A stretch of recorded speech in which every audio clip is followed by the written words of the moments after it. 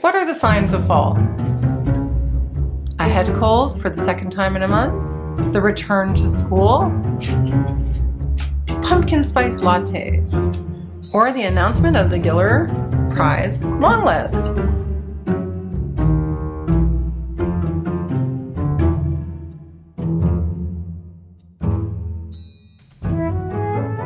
Hi everyone, it's me, Jess.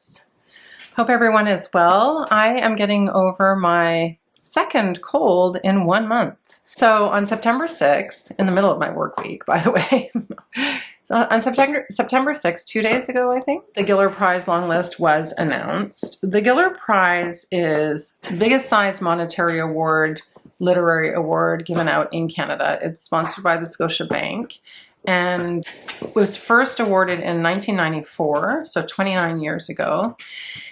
So it's been around for quite some time, and it's a juried competition, and it's from entries submitted by publishers. This year there were 145 submissions, and I believe it's novels or short story collections that are published in English, including translations from, I think, October 1st, 2022 till September 30th, 2023. So that's the cycle, that's the year, according to the Giller. Some past winners of the Giller Prize have been Runaway by Alice Munro, which I believe was a collection of short stories. The Time in Between by David Bergen. I haven't read very many of these. I think I started paying attention to the Giller around 2010. Conductors by Sean Michaels, which, by the way, Sean Michaels is a Montreal, actually going to be going to the book launch of his newest book tomorrow, which I will be posting about on Instagram. So if you don't follow me on Instagram, go for it. Stalking Kafka is my username on Instagram. Bellevue Square, which I read recently. One of the strangest books I've ever read by Michael Redhill. How to Pronounce Knife, which I've recently read, which was an excellent collection of short stories. What Strange Paradise by Omar Akkad. I haven't read that yet. The Sleeping Car Porter, which won last year, which I did read this year.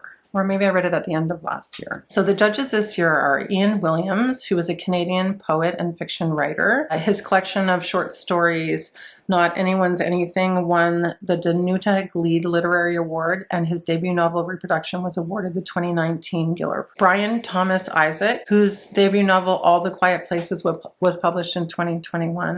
Sharon Bala, who's a Canadian writer from St. John's in Newfoundland and Labrador.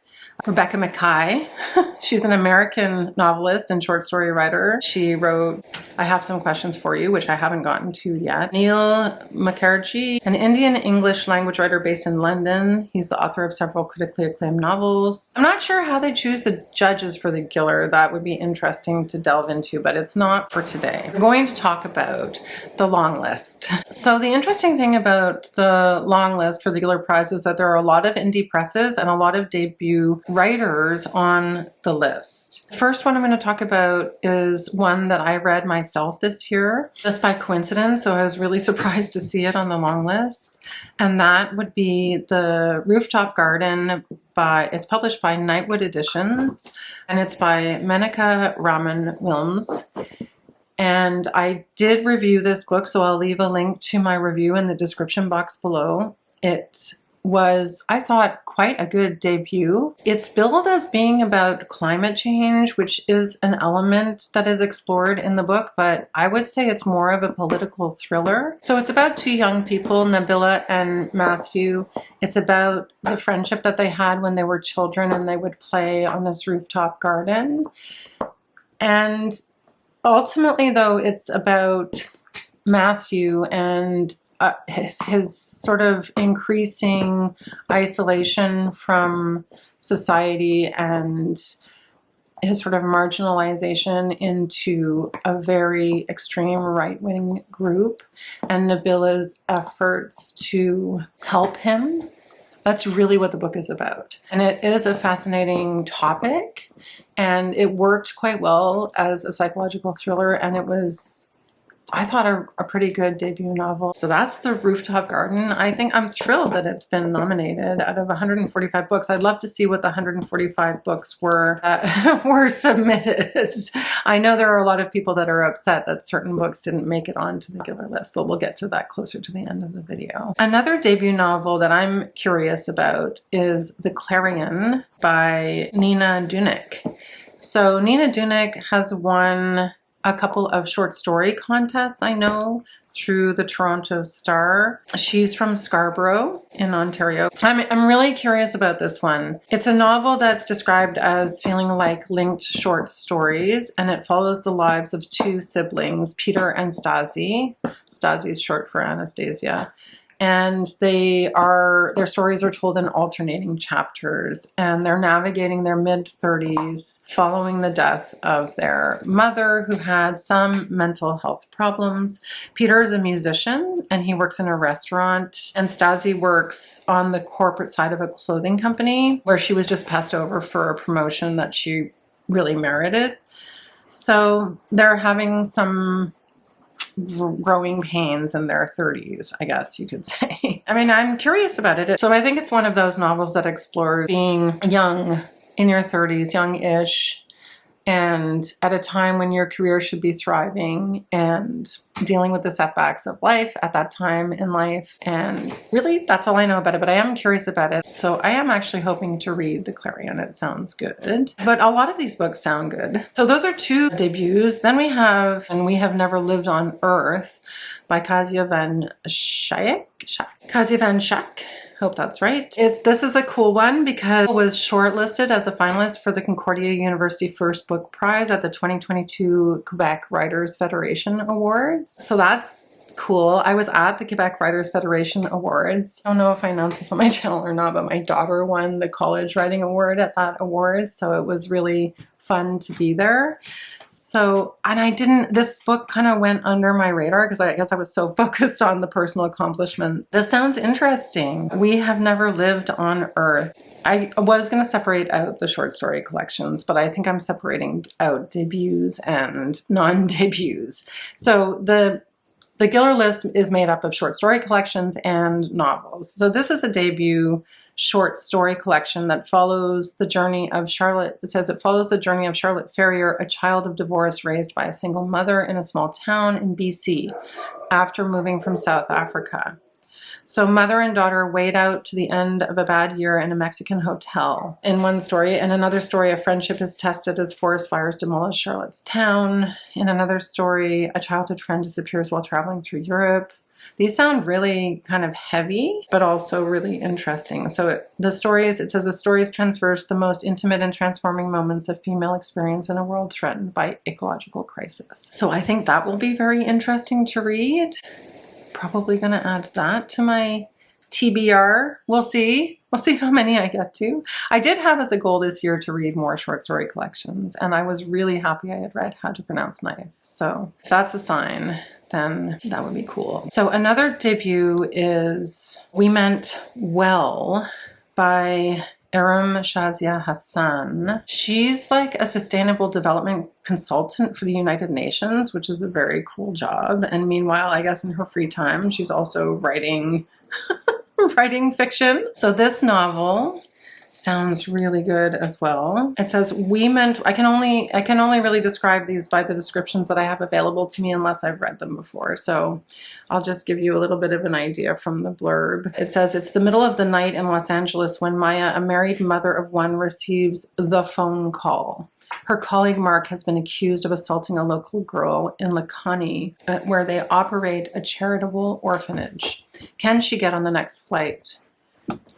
So it's about this accusation and what happened. So it's dealing with this timely question about what it means to be charitable and who deserves what and who gets the power to decide. It sounds fascinating, and given the author's background, I'm really curious about this one too. Okay, so I think that's it for the debuts. I think there's only 3 or 4. So there's not that many debuts, but I don't know. I thought there were more debuts from the way I'd been hearing people talk about it. Some other lesser known authors, so not debuts, but definitely authors who I think the Giller Prize is trying to put on the radar would be Kevin Chong. So Kevin Chong, this is not his first book. He, in 2000, back in 2002, he wrote his first novel, Baroque Anova, which was described as a coming-of-age novel. But the book that's nominated this year is called The Double Life of Benson Yu. So this looks good as well. I know it's set in the 80s in Chinatown, in a Chinatown housing project with 12-year-old Benny, which is a bit odd for me to read about because, of course, that was Ruth Ozeki's character in the Book of Form and Emptiness. But that's okay. I think it's a fairly common name. I have a common name. No problem really there. He's got an ailing grandmother and a strange neighbor, Constantine, a man who believes he's a reincarnated medieval samurai. Well, that sounds interesting.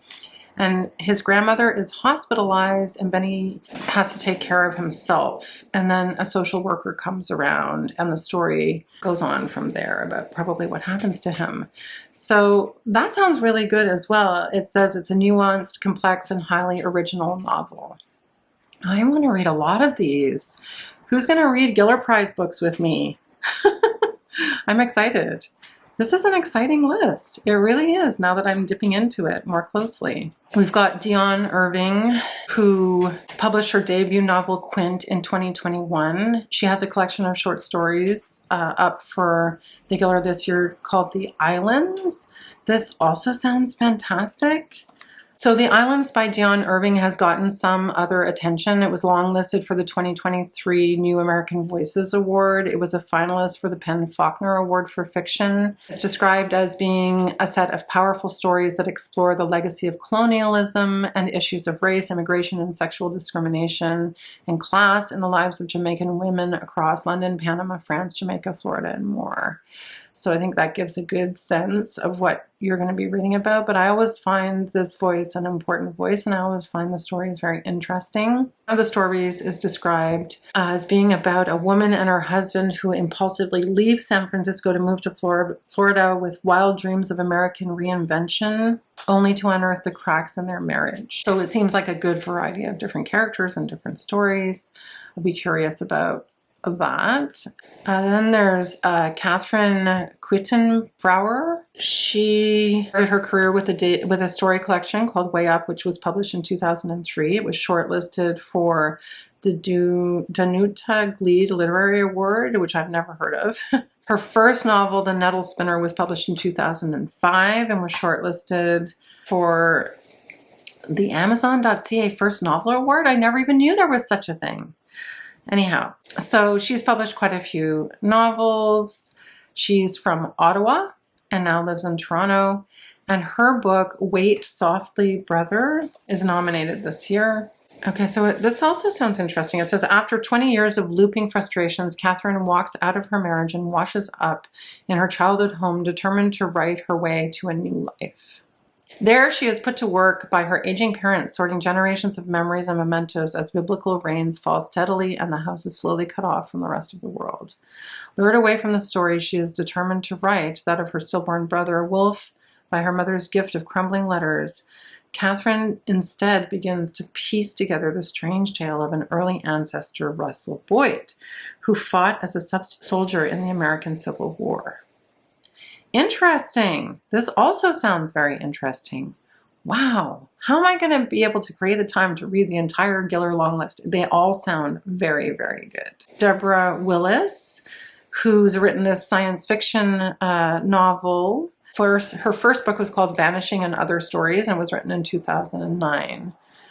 But it was also recognized. It was nominated for the Governor General's Award and the BC Book Prize because she's from Calgary, Alberta. Girlfriend on Mars, I believe, is a science fiction novel. So this looks fun. This says a sharp, funny take on capitalism, climate change, and our lifelong mission to be loved. Amber Kivinen is moving to Mars, or at least she will be if she wants a chance to join Mars Now. She and 23 reality TV show contestants from around the world, including a handsome Israeli, ooh, an enduring fellow Canadian, and an assortment of science nerds and wannabe influencers are competing for 2 seats on the first human-led mission to Mars. Oh, this sounds fun. Sponsored by billionaire Jeff Task. Okay, so this sounds in some ways similar to Burnham Wood, at least in part thematically, which I'll get to in a minute because Burnham Wood is also nominated.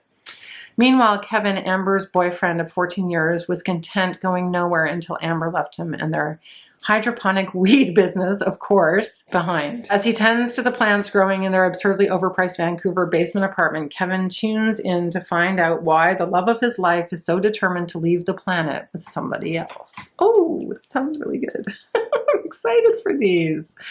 Oh my goodness. What a good list so far. Interesting. I mean, you can say that, but you don't know what the 145 books were, right?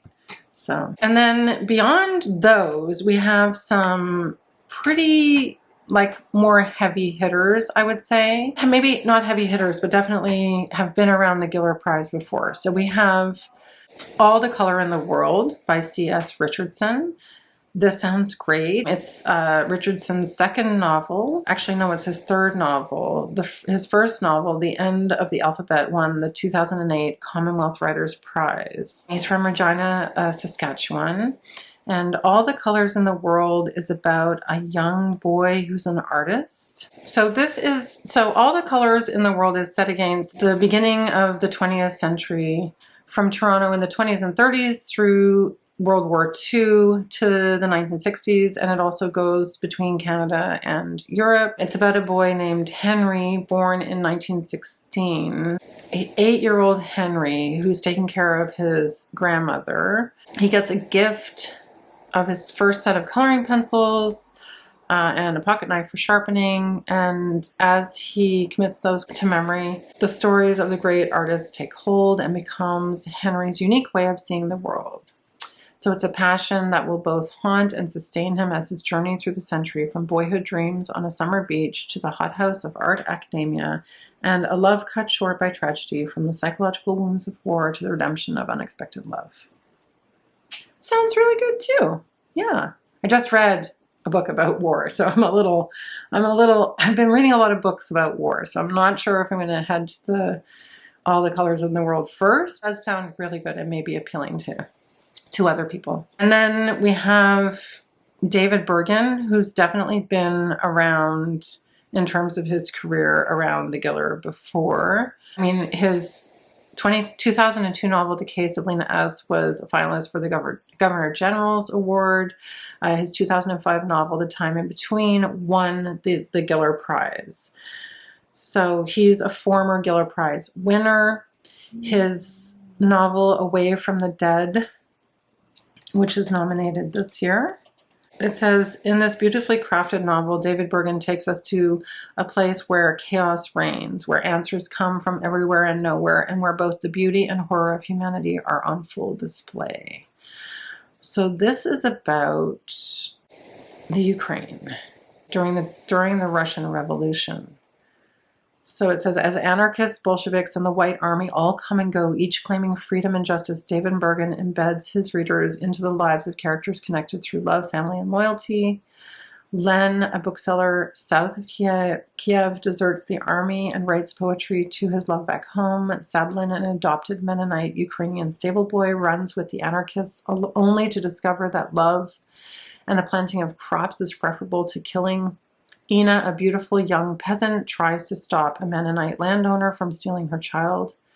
In a world of violence, Sablin, Len, and Ina learn to love and hate and love again. Sounds really good.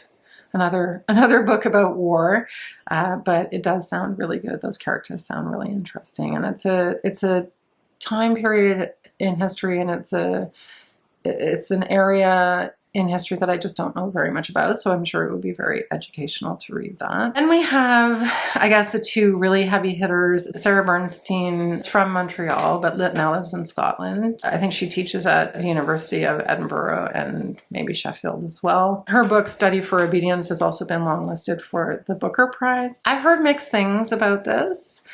It says like if you like Shirley Jackson, you'll like it. And I do like Shirley Jackson, but I've also heard that it's a bit of a tough one. The summary says a young woman moves from the place of her birth to the remote northern country of her forebears to be housekeeper to her brother, whose wife has recently left him. Soon after her arrival, a series of inexplicable events occurs. Collective bovine hysteria, the demise of a ewe and her nearly born lamb, a local dog's phantom pregnancy, a potato blight. She notices that the local suspicion about incomers in general seems to be directed with some insanity at her, and she senses a mounting threat that lies just beyond the garden gate. Okay, it sounds atmospheric and it sounds creepy. I'm not sure if I'm going to get to it. I kind of want to see what other people are saying about it since it is longlisted for the Booker, and I know that more people will be reading it. And then the last book on the list is Eleanor Catton's Birnam Wood, which I already read at the beginning of this year. I thought it was pretty great. She's an excellent writer. This is a kind of a political, ecological thriller. I will leave a link to the review that I gave of it in the description box because I talked extensively about it at the time that I read it.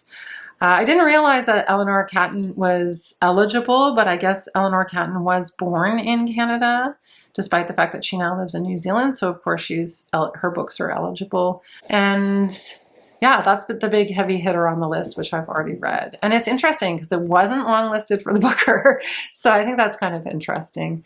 We'll see what happens with that. Let me know in the comments below if there's anything that you're really tempted to read and what you think you might be reading, if any of these. They all sound pretty good to me. They all sound interesting in different ways. I will do my best to try to get one or two in addition to the two that I've read before the shortlist is announced October 11th. That might be a little bit ambitious. Some of the ones that I'm surprised were not on the Giller list, because I do think people are a bit shocked that certain books are, I mean, it does sort of seem like Bergen is a favorite, let's just say. No offense to Bergen, I've never read any of his books. Like, I know people are upset about Fane by Anne-Marie MacDonald, which I haven't even read yet, which I would really like to read because I love her. I think a lot of people thought The Fake would be on the list, or Catherine Hernandez's newest novel, The Story of Us. I think a lot of people were thinking that In the Upper Country by Kai Thomas would be on the list. The Librarianist is not on the list, which I think people thought could have been on the list. So there are a few that are people I think maybe might wonder why they're not on the list, that I would wonder how the decisions were made that are not on the list. But you know, gotta choose 12 out of 145 or whatever it was, and you can only choose 12. So I'm sure the judges had their reasons, and I'm really excited about this list. I'm really excited to read it. So let me know in the comments below if you're going to be reading anything from the Giller Prize this year. I highly encourage you to try one that's not Birnam Wood. I can recommend The Rooftop Garden because I've already read it. But yeah, definitely there are a few there that I'm interested in reading and hopefully can get to before the shortlist is announced on October 11th. Very exciting stuff. Thank you so much for being here. If you're a new subscriber, yeah, I'm so happy to have you here. Say hi in the comments below, and I will see you all in my next video. Bye! The book is unsparing and compassionate, a novel of harrowing eloquence. Can't read today. Hi everyone, it's me, Jess. Granola, calm down. Hey, calm down, dude. Are you trying to give me a high five? Okay, you need to get a toy and calm down. Off. Are you still like this? You're almost 2 years old.